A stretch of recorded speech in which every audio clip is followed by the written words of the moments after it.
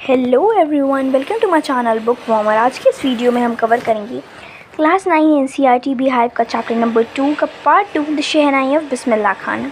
इससे पहले वाली वीडियो में हम लोगों ने पार्ट 1 देख लिया था कि किस तरीके से एवेलिन क्लेनी जो थी वो सुन नहीं सकती थी, लेकिन फिर भी वो एक बहुत ही बड़ी और बहुत ही ज़्यादा अच्छी म्यूजिशियन बन जाती हैं। हालांकि उन्हें कई सारे लोगों ने, कई उनके टीचर्स ने उन्हें डिमोटिवेट किया, फिर भी उन्होंने अपने मन की बात सुनी और एक अच्छी म्यूजिशियन बन जाती हैं।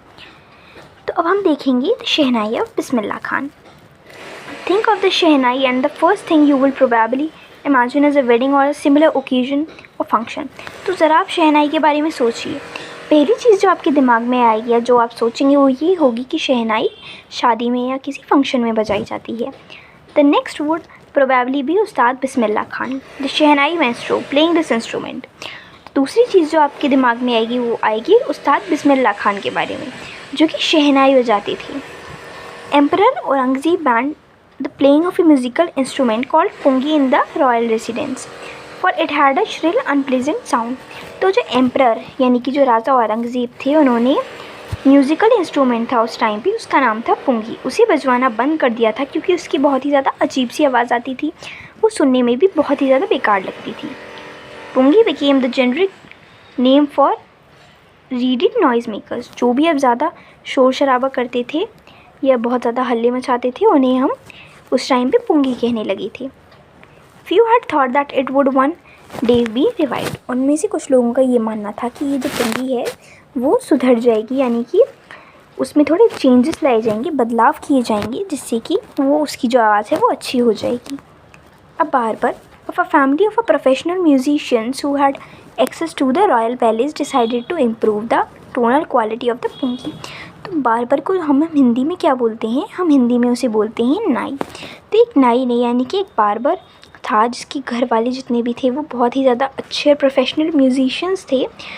वो लोग रॉयल पैलेस यानी कि राजघराने में, यानी कि एम्परर औरंगज़ेब के घर जाया करते थे, महल में। तो वो बारबर ने सोचा कि वो टोनल क्वालिटी यानी कि जो उसकी टोन है ना पुंगी की, वो उसे थोड़ा चेंज करे। He choose a pipe with a natural hollow stem that was longer and broader than the pungi. तो उसने क्या किया बारबर ने कि उसने एक पाइप ली जो कि थोड़ी ब्रॉडर थी, यानी कि थोड़ी चौड़ी थी पुंगी के मुकाबले, and made 7 holes on the body of the pipe, और 7 होल बना दिए उस पाइप की बॉडी पे। When he played on it, closing and opening some of these holes, soft and melodious sound were produced। अब जब भी वो उन छेदों को, कुछ को क्लोज़ करके कुछ को ओपन करके इस तरीके से वो बजाती थी, तो बड़ी ही अच्छी और सुरीली आवाज़ आती थी। He played the instrument before royalty and everyone was impressed। अब उन्होंने ये वहाँ पर बजाया एम्परर औरंगज़ेब के रॉयल रेसिडेंस यानी कि महल में बजाया, और सभी लोग वहाँ पे जो थे वो इम्प्रेस हो गए थे। The instrument so different from the pungi had to be given a new name. अब जब ये इंस्ट्रूमेंट था वो पुंगी से इतना अलग था, तो इसका कुछ नया नाम भी होना चाहिए। As the story goes, since it was first played in the Shah's chamber and was played by a nai barber, the instrument was named as shehnai. तो अब क्योंकि इसकी जो हिस्ट्री है शहनाई नाम की वो ये है क्योंकि अभी शाह के चैम्बर में, यानी कि शाह के महल में बजी थी और एक नाई ने बजाई थी, तो इसका नाम रखा गया था shehnai. The sound of the shehnai began to be considered auspicious and for this reason it is still played in temples and is indispensable component of any north Indian wedding. तो अब इसकी इतनी मेलोडियस, इतनी अच्छी साउंड आती है, इसी यही एक रीज़न है कि नॉर्थ इंडिया, जो इंडिया का नॉर्थ पार्ट है ना, नॉर्दर्न पार्ट, उसमें शादियों में और टेम्पल्स में बजाई जाती है। In the past the shehnai was the part of नौबत और traditional ensemble of 9 instrument found at royal courts. तो जो रॉयल कोर्ट्स यानी कि जो महल में 7 शाही यानी कि जो 7 बहुत ही ज़्यादा मेन इंस्ट्रूमेंट्स माने जाते थे, उनमें से एक पाया जाता था shehnai. Till recently it was used only in temples and weddings.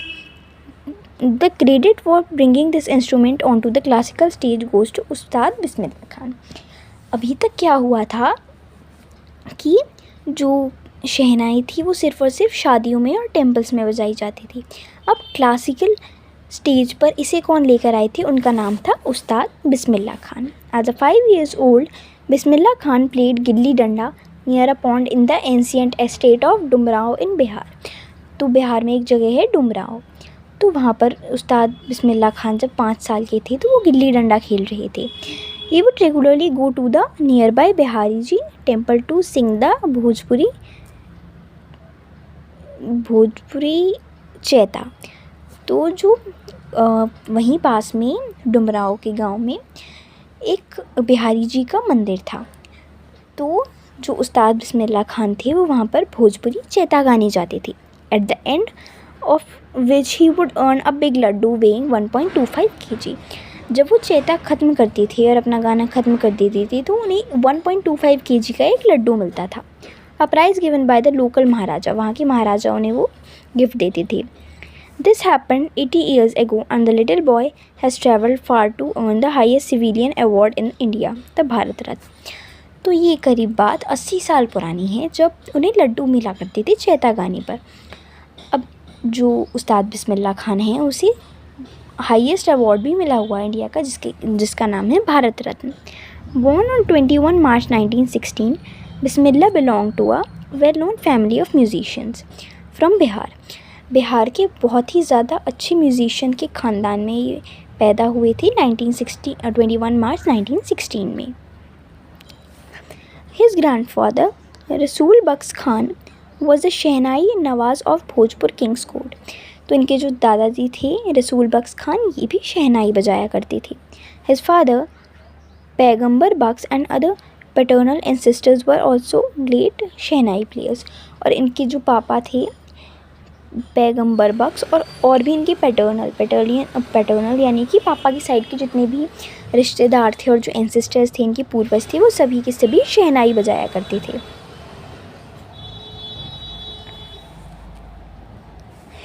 The young boy took to music early in life. तो ये जो छोटा बच्चा था इसने अपनी म्यूज़िक को पहले ही ज़िंदगी में ले आए थे। At the age of 3 when the mother took him to his maternal uncle's house in Banaras, now Varanasi, Bismillah was fascinated watching his uncles practice the शहनाई। अब क्या पता चलता है कि जब वो छोटे से थे, यानी कि जब 3 साल के थे, तो मैटरनल अंकल यानी कि मम्मी के साइड के जो रिलेटिव यानी कि मामा के घर वो गए थे बनारस में, यानी कि वाराणसी में। तो बिस्मिल्लाह खान बड़े ही ज़्यादा खुश हुए ये देख के कि जो उनके मामू हैं यानी कि जो मामा हैं उनके, वो भी शहनाई बजा रहे हैं। देखो सारे के सारे शहनाई बजा रहे हैं, पापा भी, दादा भी, मामा भी, इनका तो सारा ही ख़ानदान मतलब। Soon Bismillah started accompanying his uncle Ali Bux to the Vishnu temple of Banaras where Bux was employed to play the shehnai.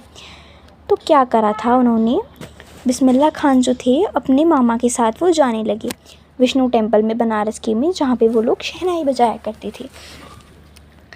Ali Bux would play the shehnai and Bismillah would sit captivated for hours on end. तो जो अली बख्श थे, जो उनके मामा थे, वो कई घंटों तक शहनाई बजाते थे और बिस्मिल्लाह खान कई घंटों तक ऐसे के ऐसे बैठे रहते थे और शहनाई सुनते थे। Slowly he started getting lessons in playing the instrument and would sit practising throughout the day. अब जल्दी ही उन्हें, जब वो बड़े होते गए जैसे जैसे, उन्हें कई सारे इंस्ट्रक्शंस दिए गए कि किस तरीके से ये बजाई जाती है और वो पूरे पूरे दिन बैठ के प्रैक्टिस किया करते थे। For years to come, the temple of Balaji and Mangala Maiya and the banks of the Ganga became the young apprentice's favorite haunts where he could practice to the solitude। यानी कि जो गंगा के किनारा था, मंगला मैया और बालाजी का जो टेम्पल था, वो उनकी फेवरेट जगह बन गई थी अपनी शहनाई की प्रैक्टिस करने के लिए। The flowing waters of the Ganga inspired him to improvise and invent rags that were earlier considered to be beyond the range of the शहनाई। अब जो उनकी गंगा की जो नदियाँ बहा करती थी, वो उन्हें बहुत ही ज़्यादा इंस्पायर करती थी नए नए राग बनाने के लिए। At the age of 14, Bismillah accompanied his uncle to the Allahabad music conference. जब बिस्मिल्लाह खान 14 साल के थे तो उन्होंने अपने अंकल को एकम्पनी किया, यानी कि उनके साथ दिया इलाहाबाद म्यूज़िक कॉन्फ्रेंस में। At the end of his recital, Ustad Faiyaz Khan patted the young boy back and said work hard and you shall make it. तो जब वो वहाँ पर गए थे, जब उन्होंने गाया था, तो उस्ताद फैज़ खान जो थे उन्होंने उनकी पीठ थपथपाई और बोले कि बेटा अगर तुम इसी तरीके से मेहनत करते रहे तो तुम जल्दी ही सफल हो जाओगे, यानी कि सक्सेस मिल जाएगी तुम्हें। With the opening of the All India Radio in Lucknow in 1938 came Bismillah big break. तो जब 1938 में लखनऊ का जो ऑल इंडिया रेडियो खुला था उसमें उन्हें बहुत ही बड़ा ब्रेक दिया गया।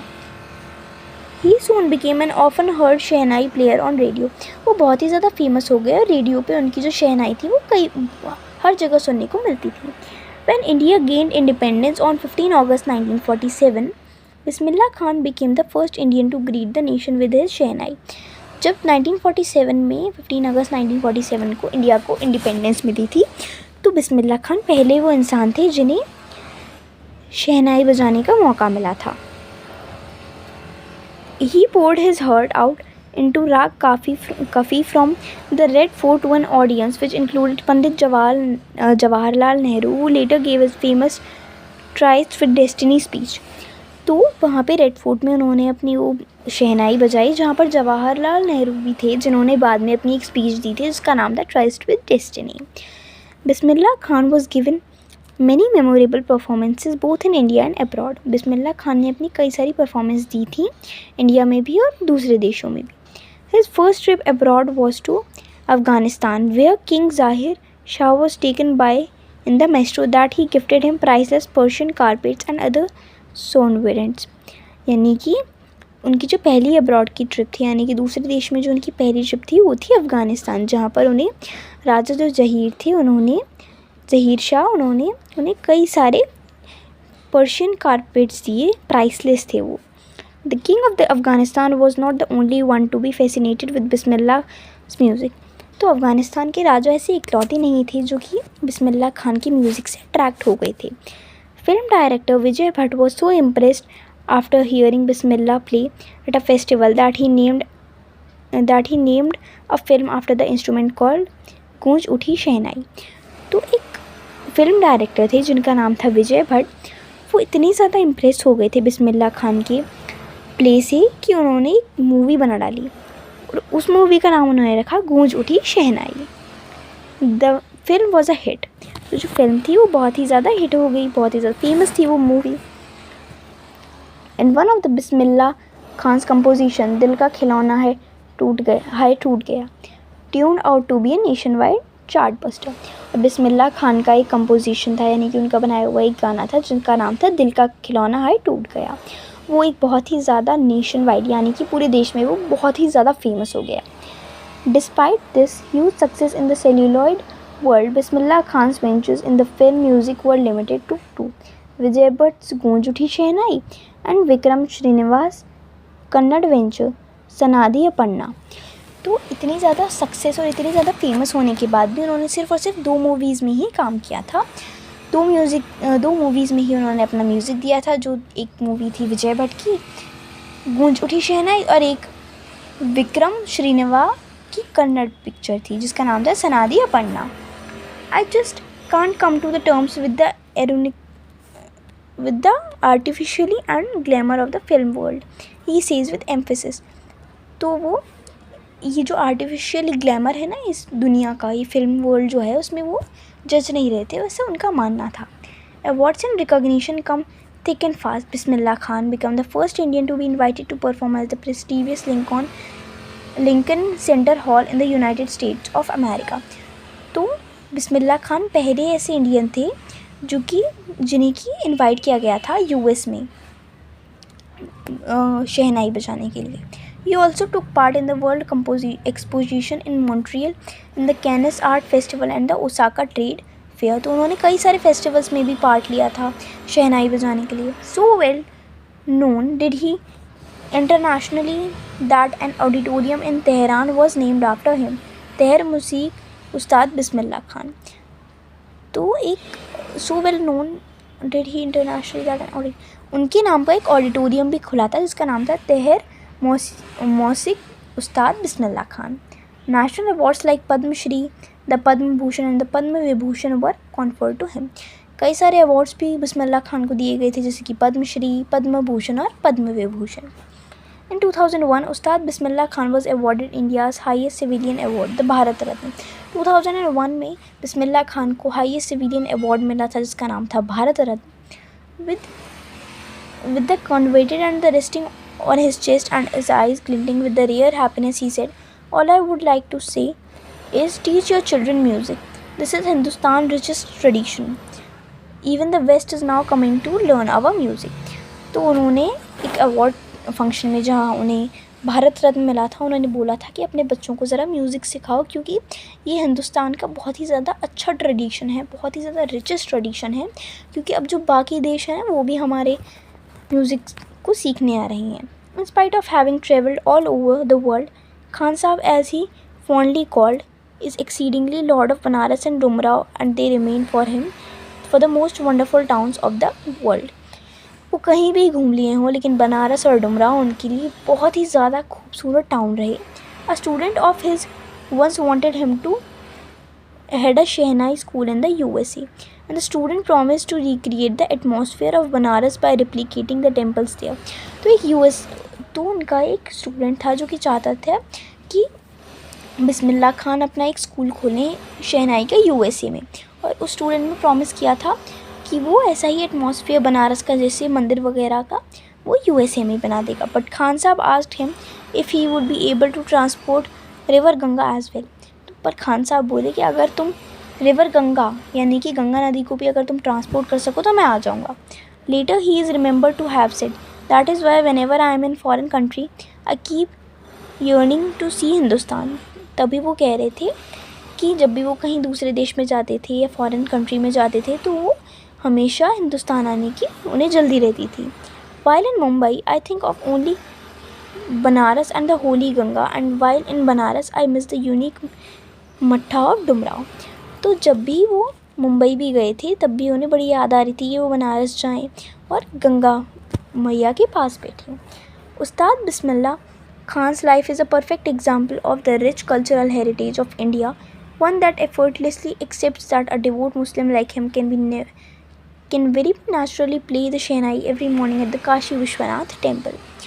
तो उस्ताद बिस्मिल्लाह की खान की जो लाइफ है वो बिल्कुल ही ज़्यादा परफेक्ट एग्ज़ाम्पल है कि वो कितनी ज़्यादा इंडिया की रिस्पेक्ट करते हैं और कितना ज़्यादा अच्छा उनका रिच और कल्चरल हेरिटेज है. मुस्लिम होने के बावजूद भी वो, मतलब मैं बुराई नहीं करी, बट फिर भी उन्होंने इतने अच्छी से मेहनत से ये मुकाम पाया था. Ustad Bismillah Khan passed away on 21 August 2006 at the age of 90 after a prolonged illness. He was given a state funeral and the government of India declared one day of national mourning. तो उस्ताद बिस्मिल्लाह खान 21 अगस्त 2006 को उनकी डेथ हो गई. 90 ईयर्स के वो थे. काफ़ी दिनों से उनकी एक बीमारी चल रही थी और वो गुज़र जाते हैं. तो यहाँ पर हमारा चैप्टर जो है वो पार्ट 2 भी ख़त्म हो गया है. इस चैप्टर के क्वेश्चन आंसर्स और पार्ट 1 के question answer as well as the lost child के क्वेश्चन आंसर्स मैं जल्दी ही अपलोड करने वाली हूँ, तो उन्हें प्लीज़ ध्यान से पढ़ लेना. तब तक के लिए अगर आपको कोई भी डाउट हो तो जल्दी जल्दी कमेंट करके बताना कि क्या डाउट है. अगली वीडियो में वो क्वेरी सॉल्व हो जाएगी. और अगर आपको कंटेंट समझ में आ गया हो तो प्लीज़ मेरे वीडियो को लाइक करना, चैनल को सब्सक्राइब करना और अपने दोस्तों के साथ भी शेयर करना. Thank you. Bye bye.